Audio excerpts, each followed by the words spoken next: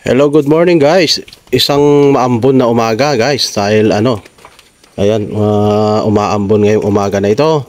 At nandito tayo ngayon sa farm, dito sa likod bahay lamang ito mga kababayan. Alright, and meron ditong alaga.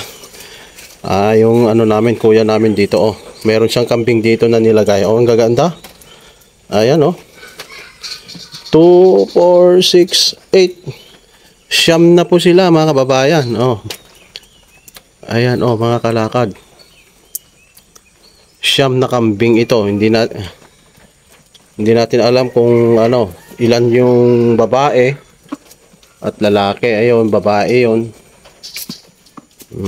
Ito maganda itong dalawa na ito na puti Mukhang malalaki yung lahi niya.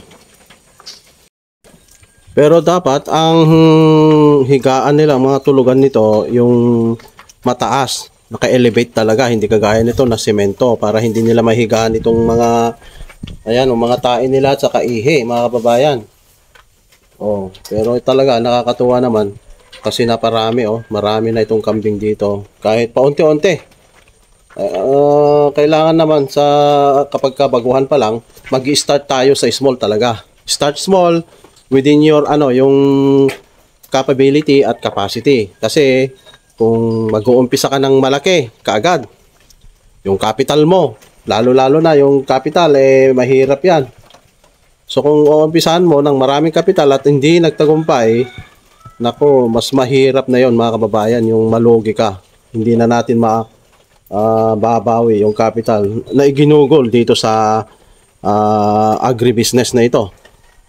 So eto, maganda ito, nag-start ng maliit. So I don't know kung ilang taon na sila nag-aalaga yung kuya ko ng kambing. Yan. Kasi bago lang tayo dito sa baryo mga kababayan. Dati nasa bayan tayo nakatira. So ito, magkaroon ng ibang dito, dyan sa may bandar yan Pwedeng lagyan ng nila, yung house nila dito. Ayan. O kaya pansamantala, lagyan mo ng itong isang span dito ng papag. Para sa ganon, aakyat na lang sila rito. Iko-convert mo rito, lalagyan mo ng papag dito. Para meron silang higaan paggabi kasi hindi ito maganda na nahihiga nila yung mga ihi nila dito. And then yung mga tae nila, mga kababayan. Although yung tae talaga maganda para sa tanim natin. Kaya yun pa yung isang purpose para magamit din natin yung mga tae nila rito, mga kababayan. So ayan, napakaganda.